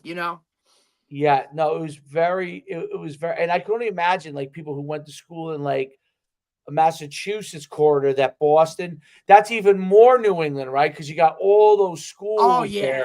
You had Boston University, Northeastern. You had Yale by you, too. You had Yale by you, Oh, yeah. I mean, it was great. I mean, I love that stuff. I'm also a history nerd, too. So, like, vibe. And everybody likes going to hang out at each other's schools, but nobody like respects each other's schools. So, like, Yale does not respect UConn. UConn does not like Yale. Like it's so fun. It's interesting how the New England, but it also obviously, you know what? Honestly, it really stems from. It stems from the high school private school thing. 100%. Everybody is so ingrained in their own culture. It's like, screw that. You know what I mean? In the old days, that's probably who went to college. If you think about the old days. That's all. Those are the people who went to school. The prep school kids went to Yale, and if you weren't as smart as a Yale, you went to UConn, or you went to the people like money went to Fairfield. Even for a small state like Rhode Island, I mean, you're talking. Rhode Island has a million of them. Brown, right? Like Providence, Rhode Island, all of those. URI. What's the other one? Johnson and Wales is a big one up Johnson there. and Wales. Right? Yep. There's a million. There's a lot. Well, it kind of goes back to. It kind of goes back to when you're talking about all this stuff too, right? Like, just how important education is in the Northeast in comparison to other places too. It goes back to. I hate bringing it all the way back to this, but it really goes back to the founding fathers. I was just going to say your Pilgrims and all these other dudes, like, education, setting up universities and prep schools, right? That's why even though Virginia in between, that's Maryland. That's why Maryland and Virginia have a certain thing with private schools and of course, yes. Because the colonial days, that's where it was, right? Thomas Jefferson set up the University of Virginia. Yes, sir. Like, William and Mary is the second oldest college in the United States. So even though New England, Northeast is huge education. Then all of a sudden you drive down in like Virginia, Maryland, it's a huge thing because that goes back to like literally the 1700s. Like Literally. And you know me, it's I'm a history nerd, so like I love all yeah. that stuff. That stuff's the best. Listen, And when I California told you, brought like one of up my best experiences in Sacred Heart was literally us going up to Brown to play a JV game. It was just freaking awesome, dude. you go to these go to these And then you're places. talking New England in the fall with all the foliage and all that kind of like prettiness, like stuff that like It's unique. It really is unique. Like if I lived in any other place in the Northeast, if we weren't here in New Jersey, I think I would like to live in like Massachusetts. yeah. Well, think You about know, your sister at Kobe, right? Like that's Maine. That's a little well, different. that's But I Maine. mean, That's a little. just that, but like just that culture, right? Just that different. I look at my uncle that lives in Vermont, right by Castleton, man. Like Yep. that is freaking. It's such a different experience for these guys. It's cool. All right. So Maine is like the perfect example of how it goes back to literally the 1700s. So private in Maine, just in Maine, okay, there's 1, 2, 3, 4, 5, 6, 7, 8, 9, 10, 11, 12, 13, 14, 15, 16, 17, 18, 19, 20, 22, 23, 24, 25, 26, 27, 29, 30, 31, 32. 32 four-year universities in a tiny state. That's a tiny state. I mean, Bates College, Bowdoin College, Yeah, but Colby look at College. there's only what? There's only one FCS, right? University of Maine, that's it. And then everything else is what, a 3 or an NAIA? Southern Maine, I think, is Division two. Okay. Um, I think the rest. I want to say Bates. I think it's Bates. That's Division two. But think about it. There's no Division two in New Jersey. There's two of them in Maine and one FCS school, and then they also. And then I think everything else is Division three. Like Colby is Division three, obviously. Yeah. Bowdoin College. I'm just looking at it, but it's Maine Maritime Academy. But it's I interesting mean, a that lot of those states, Massachusetts doesn't have many. I mean, you got UMass and then what? as far as Massachusetts has a million colleges.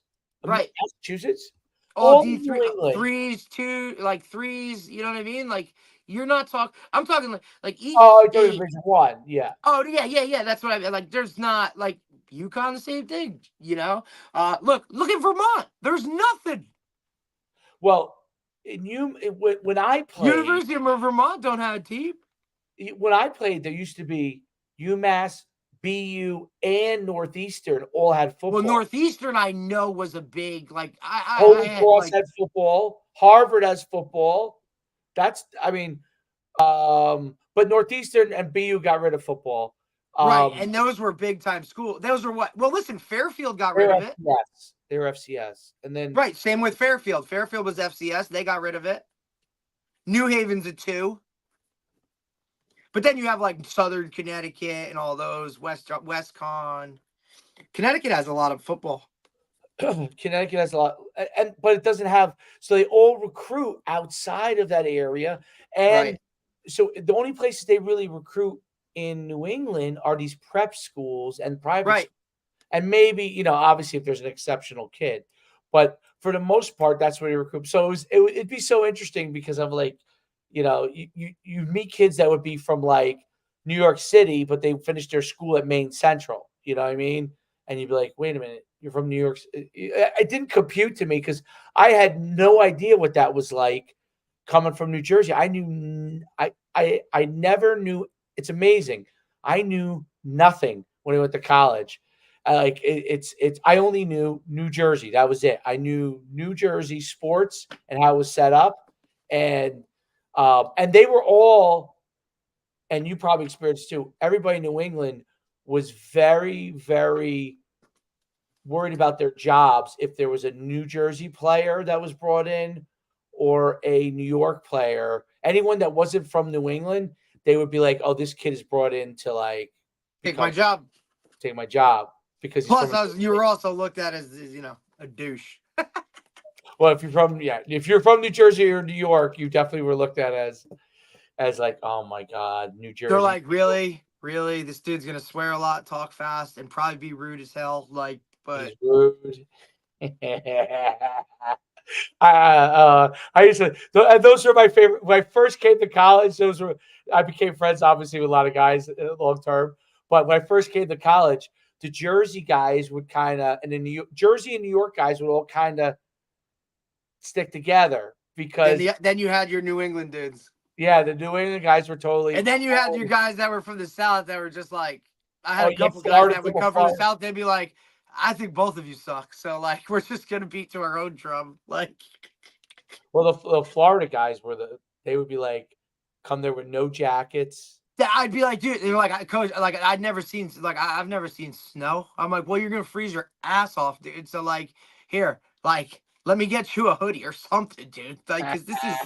They'd be out there like, what is like? This is like, I'd be like, bro, you can't wear flip flops like or slides all day. Like, you got to put some real shoes on here. You won't be able to wear flip flops till there's 2 weeks left in school. That's it. I said, look, you're gonna be able to wear them now for this week of camp. I said, but just wait because you're about to start getting cold as hell. I'd be like, you can't wear a tank top everywhere, dude. You have to have sleeves on a shirt, like. And why does every shirt you have so many colors on it? And Never. I'm like, dude. I'm like, are you guys going? There's 4 feet of snow and you're out there in an orange t-shirt. Like, dude, put on a gray, a black, You have so many colors. The I Florida. never understood that, man. You have That was so crazy. many colors on your shirts, all in the same shirt. All good. I would never. And I'm a plain guy. You know what I mean? Like I'm a very. Me too. I would never wear colors, but I'm just saying, like, that was one of the things that, like, I thought that was a great. Like, I loved that aspect of going away to school, right? Because I didn't really experience that when I came back to Montclair State, Right, because Jersey. Everybody was a Jersey guy, right? Like, I don't know if we may have had one kid up from New York on our roster, but it was, look, it was interesting seeing South Jersey, Central, North, like that whole type of whatever, but it wasn't the same as being at Sacred Heart where there was dudes from Staten Island, Long Island, like, playing with guys. I played with a kid who was a two-sport Division I athlete from Washington State. Like, you know what I mean? Like, that was cool. And then to see my coaches that were from a whole bunch of places too. Like, because my head coach at the time had just come from UMass, right? Like, one guy, like, Coach Brown was from Kentucky. I mean, there was a slew of. Coach Joffrey was originally a Syracuse guy, but had been at Miami. Like, I loved that stuff too. Like, that was really cool. I liked that aspect of it. Yeah, I thought that was interesting. I never would have ever, and we recruited so heavily for like skill players in Florida. Yeah, and it was and the Florida guys are great. They're like, to me, Florida guys were a more chilled, flamboyant New Jersey guy. Like they were like they got how Jersey people were very well because they probably being in Florida were exposed to it. But they were much more chilled and they were like I don't know if flamboyant's the word, but like they were very expressive. And I was like, oh, I'm like, you know what? These Florida guys are pretty cool. Like, I'm like, these guys are pretty cool. Like, they have personalities to them. And it was, but yeah, I used to tell you, like, when you go out, you like, when you go and you're hanging out with everybody and like you're getting ready to go out or something. Or you would like, or so you would guy just do something. The guy comes in with a shirt with like elephants on it and like red, blue, orange, and I'm like, you wearing that out? He's like, yeah, man, girls love this. I'm like, oh my goodness, because you feel like they're dressing like they're in Miami. You know what I'm saying? Yeah, with the pink. Think about it, like Miami Vice, the pink, the white suit jacket. Like, listen, and then at some point there would always be laughing. If they would laugh at us, they laughed at us. They thought we were. That's what I'm saying. Like, at some point throughout the night, like myself or another Jersey, like we would do something or say something, and they would just like give you a look and just be like you guys are crazy. Like what? Like, I can't believe you just said that or did that or whatever. And they would just like, glad I'm on your side, bro. Like, it was like, they just, it's like a rite of passage. Very conservative. Connecticut is a very conservative I don't care what they vote politically. The people, how they act, conduct themselves, Right, with are a very very, prim and proper type of very etiquette, right? Like conservative. a very pinky up, I just felt like when They're I don't know, polite. They're very polite. they Very are. I'm polite. not. Don't get me wrong. And then here we come, and we're just assholes. Well, we used to say before UConn became great. Well, they were already great in basketball, but like as they were really becoming, you would look in the stands used to be mostly like older Connecticut people, like and we used to laugh because it was like, man, I'm like, these older Connecticut people have so much money. They're buying out all the bottom Oh yeah, rows that's what I meant. Like yeah, like they're and old bought money. everything Like out. they have like They had the whole bottom rows, you know?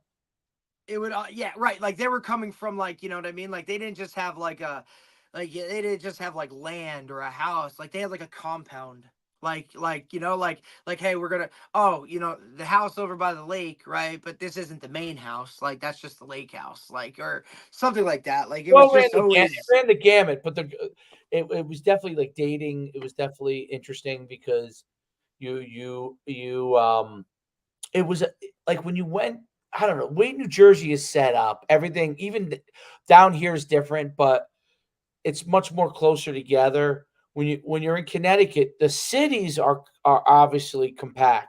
But once you get out of the city, people don't realize that. Like once you get out of the city, like it's suburban, like it's like open. It's very open, and obviously Massachusetts is probably like Oh outside the God. city. Everything's open. You know what I mean? So, and it's like rolling hills, and it's so one day me and you we should go to together because I'll take you. We'll go up to UConn for a game because UConn Stadium is now down is all the way by Hartford. But after that, I'll take you up by UConn, and you'll love it because it's like they have these old New England like pubs, but Oh yeah, it's not the just a pub. Packies. Well, no pub like a like it's Oh yeah, like yeah, like your little where you bars. Yeah, yeah, yeah. where you eat there, like in the 1700s. You know the Yeah, it's the 1700s best. where everybody went to the pub. It wasn't just because they were going to a drink. You went there to get your meal. You went like they have Yeah, you those. did everything. Everything was Did one stop everything there. shopping. Yeah, it All was right, that well, cool. listen, that was like I said, like that was part of the appeal to go, to Sacred Heart too. Like I love that New Englandish type Yes, vibe, right? Like that. And now look, it's different history because it's Revolutionary War history. Whereas if you go Revolutionary to War, say South Carolina or any of those, now you're talking Civil War Civil War, history, right? right? Like Richmond and Virginia and those types of areas. So like when we were doing that, like I freaking loved it. You know what I'm saying? Like Yes. like URI was always on my list because I wanted to be like closer to Newport, like not Oh, or like the Newport, Newport. like if Salve had any sense of football, that would have been a spot for me. Like I would have loved to go there. Like I'm sure I couldn't have afforded it, but I sure I would have don't know. loved to go. Salve's winning now. I don't know how Salve doesn't win their league championship every year because They all I should would have have all those kids. I just got to get them there. I just got to get them to visit. If you can get them to visit and preferably bring them in, not just like you don't want to bring them in the winter. Bring them in No, get there spring. in like a late spring or an early fall. Or if you even did like, hey, all right, guys, everybody's got to be on campus for these weekends because we're bringing in recruits on these weekends. Like, it doesn't matter if there's no other students here. All we have to do is get them to Newport in the summer. Game over. It's Newport in the summer. Game over. Newport in the summer is like, and I know people go to like Nantucket and all, and I haven't been to those places, so I'm sure they're great. And I've been to the Hamptons, but not like that's not really my kind of thing. But Newport in the summer, like I remember the first time I went to Newport in the summer, and I said, "Oh, this is actually something that I would like." It's you go have a great time, but it was still chill at the same time. Like Yep. it was, and I don't even have to talk about the other stuff, but it was, yeah. It was great, and you would have, and your friends would want to go. Like it was one of those when you drive over the water like that, and you're driving in, you just like life can't be bad when you're driving in here. Like Correct. Right. I Listen, I even and I think that like and we can talk about whatever, but it all we always like and this is why I tell those guys like you got to visit where you're going to play. Like I know everybody wants to talk about scholarship this and this guy's giving me this or this would but man, you got to go and really see what it's all about at the school itself, right? So, I love that and I'm not talking an official visit because everything is dolled up dog and pony show for an official visit. Like make an unofficial, right? Go up there when people when there's nobody on campus. Go to a school if you can, right? If you have the ability. It's a little different with social media now because you can kind of get up, but just get to the area. I thought that was like that was one of my favorite things about the recruiting process was just going to the school itself and like asking those questions, seeing what it is that's because smart. look, I know for as much time you're going to be playing football and takes up a lot of that, but you're also going to be there a lot more when football's like also not going on. And what are you going to do? You're not just going to sit in your dorm or do those kind of things. You know what I'm saying? Like you're going to want to go and do other things. And if you're unhappy and you don't like what's going like that stuff, then how the hell are you ever going to be, football, whatever. Like you're just going to be unhappy the whole time. I think So that's what I think the sad, even though I get the transfer portal, I understand all of it. that's one of the things that's going to be Saddest gone, thing about the dude. transfer portal is that a kid doesn't get to enjoy the Being a college. college student.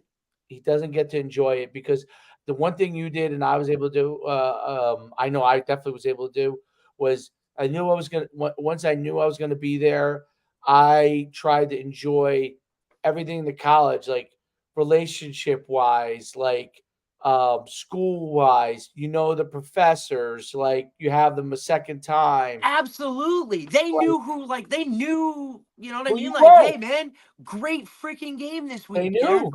Like wow, like you're really making an impact as a freshman. Like nobody's like and I'm going like, holy shit. Like you know what I mean? Like, you know, I get it, the money thing, I I do get it, too. but, like, I get it, I mean, And I'm I sure wonder if it has something to do with like how I was raised and the fact that my town was always, like it was important, right? So, I mean, now like, I stayed at a small school for college and it was the same type of thing where people knew who you were and they knew that type of stuff. Like even Montclair, like, that was nice. I mean, commuter school then, not so much now, but smaller campus, right? Like everybody kind of knew who you were. You saw the same professors over and over again. Like, I don't know. There's just something for that or to that I think, benefits us in the long run.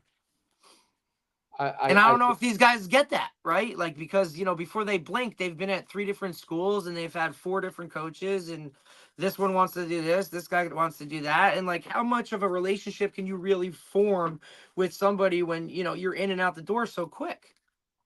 there's no doubt about it, I don't I that's the part of the transfer portal that, like, I think everybody's missing because 'cause we're so focused on money, and we're so And like you focused said, we're not going to see it until it's down the road a little bit, we won't see it, like, I thought so this is interesting, just because UConn went from FCS to FBS, and Literally, my freshman year of college was their first year FBS. They had right. just built that stadium. So when we went to FBS, so So that my was 2004, Dave. 2000, I think it was 2000. Right. I'm saying when I was No, at St. 99, Marcus. 99 or 2000, they went to FBS. So my senior year, the freshmen that were the kids who were freshmen when I was a senior, fifth year senior, played Division One. So those kids played Division One because they were the first class that we were able to recruit Division One players. So, but when I talked to those kids who were like a few classes after them, because some of those guys, and talk to the guys that were my grade and stuff, the camaraderie levels long Yep. term are 2000. different. Yeah, because we were FCS and football was important, but we still were like college experience versus when they were like really doing well. And those guys don't all have the same relationships. And Hell no. I think so. If that's going on just at Division one level, because you're all competing so high, can you imagine what it's like when if you don't have your job and you're leaving right away? There's no way. There's very few relationships that the players are going to be able to form with each other. Maybe offensive linemen do because That that's oh, just I who they heard that was are. great too. Yep, I was gonna like I heard Taylor Lewan talked about it the other day on Bussin' with the Boys. He said he was talking about something about how like, you know, the O line is always the tightest group on the team, right? Yep. Because there's five of those guys and they just do their own thing, and it just kind of those guys are always going to be your closest knit group on the field. And I thought that was very interesting. Like, yeah, obviously, like those five guys need to literally work in unison, all on the same page in order to be successful. And it's kind of like you don't really, they really don't get the kudos that they should. And I think, Harbaugh did a great thing when he drafted all, I think, in the first round. And he was like, they're like, oh, you didn't take a this, you took a lineman. And he said, yeah, because the linemen are the superstars on the team. And that's the truth of it, really, because I both know you ain't doing shit without a line. Like you can have a great quarterback all you want, but if that line don't do what they're supposed to, dude, it ain't gonna work. There's no doubt about it. It's that's the thing that I'm trying. We won't know for many years, but my thing is, and I heard this said the other day too.